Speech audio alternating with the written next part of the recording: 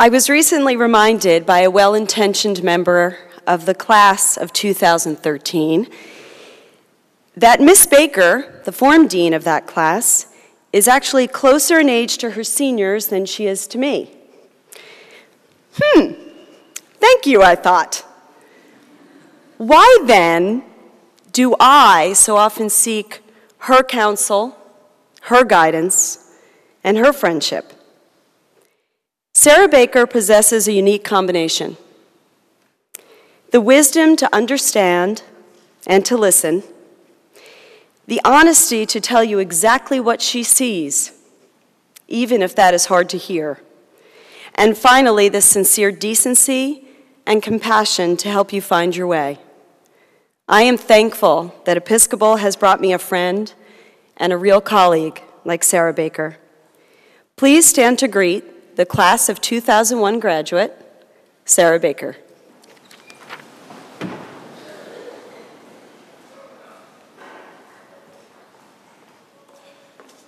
Thank you, Mrs. Aldridge. Please be seated. Good morning. I'd like to tell you a story about being told stories. When I was a little girl, my very favorite time of day was bedtime story time. The hour when my mother would perch on the side of my springy twin bed, her leg hooked like a flamingo's underneath her, her late 80s whitewashed jeans crumpled against my pilled nightgown, her great big mahogany-rimmed Sally Jessy Raphael style glasses perched on her nose, bathed in the pink light of my pink lamp, casting its glow on my pink walls and reflecting up from my pink blanket. That hour was warmth, it was nearness, and it was calm. My mother had, and indeed she still has, an exceptionally melodic reading voice that closed the day like a satin curtain falling. My mother also had, and indeed she still has, an exceptionally finely honed sense of ritual, rules, standard, and routine. For those of you whom I have taught, this shocks you, I am sure. And so every night of my childhood, bedtime stories followed the same pattern. My mother was entitled to her one choice, and I was entitled to mine. If she was expected to read the story that I had chosen, I had to listen to the one that she had chosen. A lover of great big books with crackly spines and golden-edged pages, my mother picked tales from Beatrix Potter, chapters from The Secret Garden, tales of the Brothers Grimm. And almost weekly, in a perplexing break from her usually classic style, she chose the same selection from the Little Miss and Little Mister series. Perhaps you know them. There were so many from which to choose. Little Mr. Daydream, Little Miss Giggles, Little Mr. Clever. But I was never read any of these. No, even given the spectrum of choices, my mother nearly weekly read me Little Miss Bossy, a choice that I once thought reflected an inexplicable personal preference of hers and that I now see may have been an attempt at early intervention. For my part, most nights, I picked the same book. It was The Velveteen Rabbit, which I will always consider, digital imposters notwithstanding, the original Toy Story. A tale for those unfamiliar or unremembering of toys that become real. The two main toy characters are a rocking horse and a plush rabbit. They are old and worn, and most exciting for me as a small child, they can talk. These stuffed toys lie or rock, as the case may be, in the dark of the toy room and watch the child, their master, play instead with his new wind-up, light-up musical toys, all of which seem more alive, more real to the child because of the technologies that make them lifelike. One day, bemoaning his rejection, the rabbit mournfully asks the wise rocking horse, "What is real?" Does it mean having things that buzz inside you? And the horse replies, real isn't how you're made. It's a thing that happens to you. When a child loves you for a long, long time, not just to play with, but really loves you, then you become real. I loved the story, and most particularly the passage that I've just read to you, so much that sometimes I asked my mother to read it to me twice in an evening. I loved the passage then as a child because it gave me a very specific kind of hope.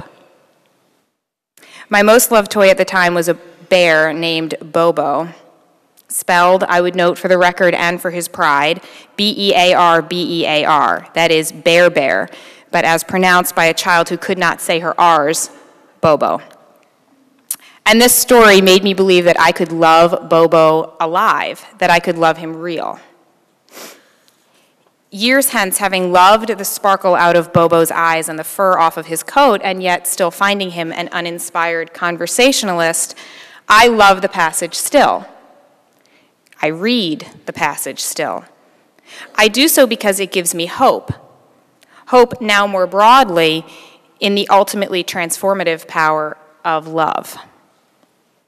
And I have been heartened this year at school to see that I am not the only one who lives in this hope and who is so certain of love's power. I have been moved to watch the development and the implementation of 2 student initiatives this year that similarly imply the transformative power of love. 2 Velveteen initiatives, if you will.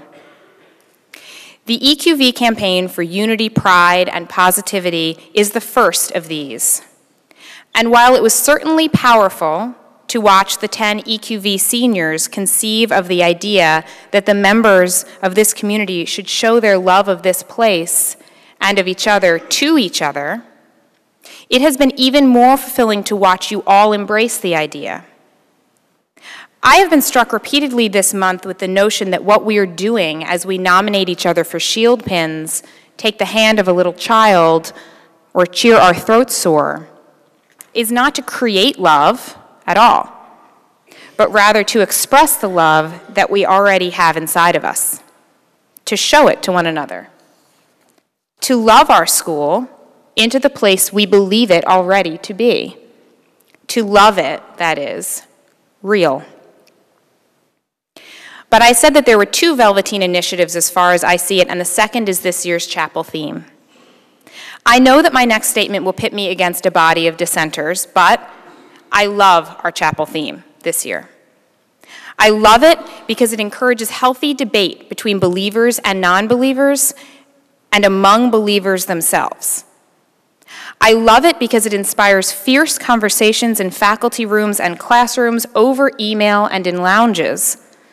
I love it because it demands that we not only consider, but also articulate what we believe and why, how we can be certain, or if we can be, what we stand for and what we just won't stand for. And I love it because it reminds us that 6 seemingly simple words aren't that simple at all, that we could spend a year discussing them and will and might not and maybe even ought not agree. But love the theme though I may, I will admit that the theme has been hard for me personally to understand. I've asked myself a battery of questions. If with God all things are possible, are all things impossible without God? Is anything possible without God? Are godly things alone those that are possible with God? What does it mean for something to be possible? Who is God? In all my wandering, in all my goings and comings back, I've realized one thing for certain, and that is that I just can't understand our theme at all without another Bible verse to provide some context. The Bible verse that has perhaps always made most sense to me. And that is the first letter of John, chapter 4, verse 8, and it goes like this: God is love. That's it.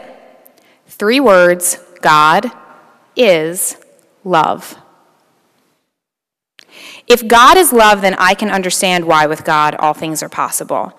Because, hold on to your hats because I'm going to do some math. If God equals love, and if with God all things are possible, then by simple substitution, with love, all things are possible. With love, toys can become real. With love, communities can become one. With love, we can become our very selves. And all other questions set aside, I know that's what I believe. That's what I learned here. That's what brought me back here. And that's what my mother was teaching me when she perched on the side of my tiny bed night after night and year after year and read those same words over and over and over again, those from that wise rocking horse. Real isn't how you're made. It's a thing that happens to you. When a child loves you for a long, long time, not just to play with, but really loves you, then you become real. With love, all things are possible. So go out from here and love. Don't just feel it, show it. Go out from here and love this place real. Thank you.